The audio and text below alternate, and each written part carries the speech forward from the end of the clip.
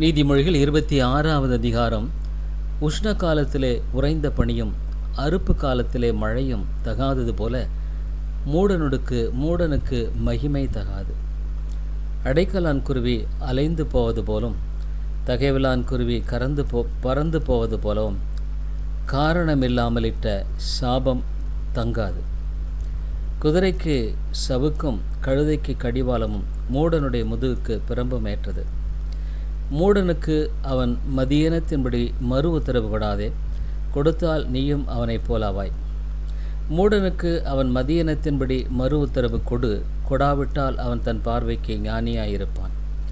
மூடன் கையிலே செய்தி அனுப்புகிறவன் தன் கால்களையே தரித்து கொண்டு நஷ்டத்தை அடைகிறான்.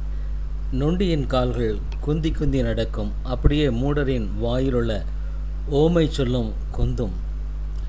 மூடனுக்கு கனத்தை கொடுக்கிறவன் கவனிலே கல்லை கட்டுகிறவன் போலிருப்பான். மூடன் வாயில் அகப்பட்ட பழமொழி வெறியன் கையில் அகப்பட்ட முள்ளு. பலத்தவன் அனைவரையும் நோக பண்ணி மூடனையும் வேலை கொள்ளுகிறான், மீறி நடக்கிறவர்களையும் வேலை கொள்ளுகிறான். நாயானது தான் கக்கினதை தின்னும்படி திரும்புவது போல மூடனும் தன் மூடத்தனத்துக்கு திரும்புகிறான். தன் பார்வைக்கு ஞானியாயிருப்பவனை கண்டாயானால் அவனை பார்க்கலும் மூடனை குறித்து அதிக நம்பிக்கையாயிருக்கலாம். வழியிலே சிங்கம் இருக்கும், நடுவீதியிலே சிங்கம் இருக்கும் என்று சோம்பேறி சொல்லுவான். கதவு கீழ் முளையில் ஆடுகிறது போல சோம்பேறியும் படுக்கையில் ஆடிக்கொண்டிருக்கிறான். சோம்பேறி தன் கையை களத்திலே வைத்து அதை தன் வாய்க்கு திரும்ப எடுக்க வருத்தப்படுகிறான். புத்தியுள்ள மறு உத்தரவு சொல்லத்தகும் 7 பேரை பார்க்கலும் சோம்பேறி தன் பார்வைக்கு அதிக ஞானமுள்ளவன். வழியே போகையில் தனக்கு கடாத வழக்கில் தலையிடுகிறவன் நாயை காதை பிடித்து இழுக்கிறவனைப் போலிருக்கிறான். கொள்ளிகளையும் அம்புகளையும் சாவுக்கேதுவானவர்களையும் எரிகிற பைத்தியக்காரன் எப்படி இருக்கிறானோ அப்படியே தனக்கு அடுத்தவனை வஞ்சித்து நான் விளையாட்டு கல்லவோ செய்தேன் என்று சொல்லுகிற மனுஷனும் இருக்கிறான். விறகில்லாமல் நெருப்பு அவியும், கோள் சொல்லுகிறவன் இல்லாமல் சண்டை அடங்கும். கரிகள் தழலுக்கும் விறகு நெருப்புக்கும் ஏதுவானது போல வாதிப்பிரியன் சண்டைகளை மூட்டுகிறதற்கு ஏதுவானவன். கோள்காரனுடைய வார்த்தைகள் விளையாட்டு போலிருக்கும், ஆனாலும் அவைகள் உள்ளத்திற்குள் தைக்கும். நேச அனலை காண்பிக்கிற உதடுகளோடு கூடிய தீய நெஞ்சம் வெள்ளி பூச்சு பூசிய ஓட்டை போலிருக்கும். பகைஞன் தன் உள்ளத்தில் கபடத்தை மறைத்து தன் உதடுகளினால் சூது பேசுகிறான். அவன் எதம் பேசினாலும் அவனை நம்பாதே, அவன் இருதயத்தில் 7 அருவருப்புகள் உண்டு. பகையை வஞ்சகமாய் மறைத்து வைக்கிறவன் எவனோ அவனுடைய பொல்லாங்கு மகா சபையிலே வெளிப்படுத்தப்படும். படுகுழியை வெட்டுகிறவன் தானே அதில் விழுவான், கல்லை புரட்டுகிறவன் மேல் அந்த கல் திரும்ப விழும். கள்ளநாவு தன்னால் கிளேசப்பட்டவர்களை பாய்க்கும், இச்சகம் பேசும் வாய் அழிவை உண்டு பண்ணும். நீதிமொழிகள் 27வது அதிகாரம். நாளைய தினத்தை குறித்து பெருமை பாராட்டாதே, ஒரு நாள் பிறப்பதை அறியாயே. உன் வாய் அல்ல புறத்தியானே உன்னை புகழட்டும், உன் உதடு அல்ல அந்நியனே உன்னை புகழட்டும். கல் கணமும் மணல் பாரமுமாயிருக்கும், மூடனுடைய கோபமோ இவ்விரண்டிலும் பாரமாம். உக்கிரம் கொடுமையுள்ளது, கோபம் நிஷ்டூரமுள்ளது. பொறாமையோவென்றால் அதற்கு முன்னிற்கத்தக்கவன் யார்?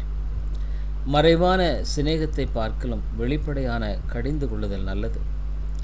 சிநேகன் அடிக்கும் அடிகள் உண்மையானவைகள், சத்துரு இடும் முத்தங்களோ வஞ்சனையுள்ளவைகள்.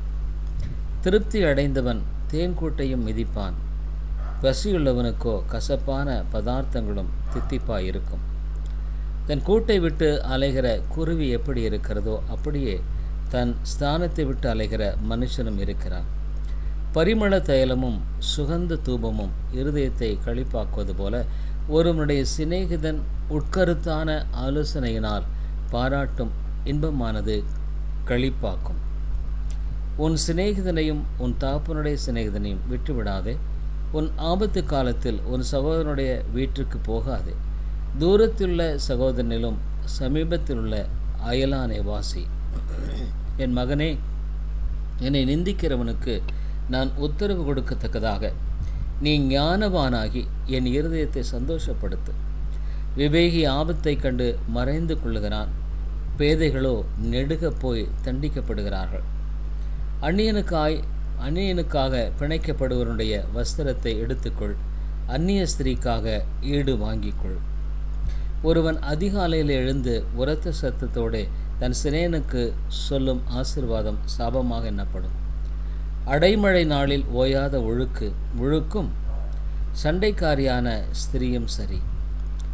அவளை அடக்க பார்க்கிறவன் காற்றை அடக்கி தன் வலதுகையினால் எண்ணெயை பிடிக்க பார்க்கிறான்.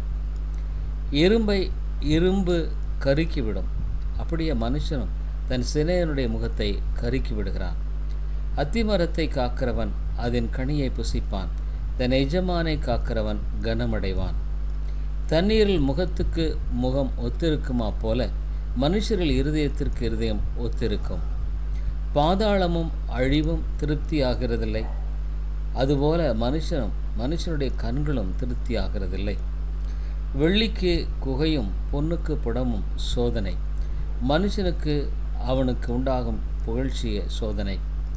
மூடனை உரலில் போட்டு உலக்கையினால் நொய்யாக குத்தினாலும் அவனுடைய மூடத்தனம் அவனை விட்டு நீங்காது. உன் ஆடுகளின் நிலைமையை நன்றாய் அறிந்து கொள், உன் மந்தைகளின் மேல் கவனமாயிரு. செல்வம் என்றைக்கும் நிலையாது, கிரீடம் தலைமுறை தோறும் நிலை நிற்குமோ? புல் முளைக்கும், பச்சிலைகள் தோன்றும், மலை பூண்டுகள் சேர்க்கப்படும். ஆட்டுக்குட்டிகள் உனக்கு வஸ்திரத்தையும் கடாக்கள் வயல் வாங்கத்தக்க கிரயத்தையும் கொடுக்கும். வெள்ளாட்டு பால் உன் ஆகாரத்துக்கும் உன் வீட்டாரின் ஆகாரத்துக்கும் உன் வேலைக்காரிகளின் பிழைப்புக்கும் போதுமானபடி இருக்கும். நீதிமொழியின் புத்தகம் 28வது அதிகாரம். ஒருவனும் தொடராதிருந்தும் துன்மார்க்கர் ஓடி போகிறார்கள், நீதிமான்களோ சிங்கத்தைப் போல தைரியமாக இருக்கிறார்கள். தேசத்தின் பாவத்தின் நிமித்தம் அதன் அதிகாரிகள் அநேகராய் இருக்கிறார்கள், புத்தியும் அறிவுமுள்ள மனுஷனாலோ அதன் நற்சீர் நீடித்திருக்கும். ஏழைகளை ஒடுக்குகிற தரித்திரன் ஆகாரம் விளையாதபடி வெள்ளமாய் அடித்து கொண்டு போகிற மழையைப் போலிருக்கிறான். வேத பிரமாணத்தை விட்டு விலகுகிறவர்கள் துன்மார்க்கரை புகழுகிறார்கள், வேத பிரமாணத்தை கைக்கொள்ளுகிறவர்களோ அவர்களோடு போராடுகிறார்கள். துஷ்டர் நியாயத்தை அறியார்கள், கர்த்தரை தேடுகிறவர்களோ சகலத்தையும் அறிவார்கள்.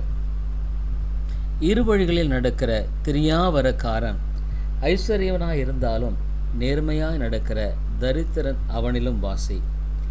வேத பிரமாணத்தை கைக்கொள்கிறவன் விவேகமுள்ள புத்திரன். போஜன பிரியருக்கு தோழனாய் இருக்க விரும்புகிறவனோ தன் தகப்பனை அவமானப்படுத்துகிறான். அநியாய வெட்டியினாலும் அநியாயத்தினாலும் ஆதாயத்தினாலும் தன் ஆஸ்தியை பெருக பண்ணுகிறவன் தரித்திரர் பேரில் இறங்குறவனுக்காக அதை சேகரிக்கிறான். வேதத்தை கேளாதபடி தன் செவிய விலக்கனுடைய ஜெபமும் அருவருப்பானது. உத்தமர்களை மோசப்படுத்தி பொல்லாத வழியிலே நடக்கிறான், தான் வெட்டின குழியிலே தானே விழுவான். உத்தமர்களோ நன்மையை சுதந்திரிப்பார்கள். ஐஸ்வர்யவான் தன் பார்வைக்கு ஞானவான், புத்தியுள்ள தரித்திரனோ அவனை பரிசோதிக்கிறான். நீதிமான்கள் களிகூறும் போது மகா கொண்டாட்டம் உண்டாகும், துன்மார்க்கர் எழும்பும் போதோ மனுஷர் மறைத்து கொள்கிறார்கள். தன் பாவங்களை மறைக்கிறவன் வாழ்வடைய மாட்டான், அவைகளை அறிக்கை செய்து விட்டு விடுகிறவனோ இரக்கம் பெறுவான். எப்பொழுதும் பயந்திருக்கிறவன் பாக்கியவான், தன் இருதயத்தை கடினப்படுத்துகிறவனோ தீங்கில் விழுவான். ஏழை ஜனங்களை ஆளும் துஷ்ட அதிகாரி கர்ஜிக்கும் சிங்கத்துக்கும் அலைந்து திரிகிற கரடிக்கும் ஒப்பாயிருக்கிறான். பிரபு புத்தியனாயிருந்தால் அவன் செய்யும் இடுக்கண் மிகுதி, பொருளாசையை வெறுக்கிறவன் தீர்க்காயுசை பெறுவான். இரத்த பழிக்காக ஒடுக்கப்பட்டவன் குழியில் ஒழிக்க ஓடி வந்தால் அவனை ஆதரிக்க வேண்டாம். உத்தமனாய் நடக்கிறவன் ரட்சிக்கப்படுவான், மாறுபாடான இரு வழியில் நடக்கிறவனோ அவற்றில் ஒன்றிலே விழுவான். தன் நிலத்தை பயிரிடுகிறவன் ஆகாரத்தால் திருப்தியாவான், வீணரை பின்பற்றவனோ வறுமையால் நிறைந்திருப்பான். உண்மையுள்ள மனுஷன் பரிபூர்ண ஆசீர்வாதங்களை பெறுவான். ஐஸ்வர்யவனாகிறதற்கு தீவிரிக்கிறவனோ ஆக்கினைக்கு தப்பான். முகதாட்சண்யம் நல்லதல்ல. முகதாட்சண்யம் உள்ளவன் ஒரு துண்டு அப்பத்துக்காக அநியாயம் செய்வான். வன்கண் செல்வனா இருக்கிறதற்கு பதறுகிறான். வறுமை தனக்கு வருமென்று அறியாதிருக்கிறான். தன் நாவினால் முகஸ்துதி பேசுகிறவனை பார்க்கிலும் கடிந்து கொள்கிறவன் முடிவிலே அங்கீகாரம் பெறுவான். தன் தகப்பனையும் தன் தாயையும் கொள்ளையிட்டு அது துரோகம் அல்ல என்பவன் பால் கடிக்கிற மனுஷனுக்கு தோழன். பெருநெஞ்சன் வழக்கை குழவுகிறான். கர்த்தரை நம்புகிறவனோ செழிப்பான். தன் இருதயத்தை நம்புகிறவன் மூடன். ஞானமாய் நடக்கிறவனோ ரட்சிக்கப்படுவான். தரித்திற்கு கொடுப்பவன் தாழ்ச்சி அடையான். தன் கண்களை ஏழைகளுக்கு விலக்கிறவனுக்கோ அநேக சாபங்கள் வரும். துன்மார்க்கர் எழும்பும்போது மனுஷர் மறைந்து கொள்கிறார்கள். அவர்கள் அழியும் போதோ நீதிமான்கள் பெருகுகிறார்கள். பக்தரின்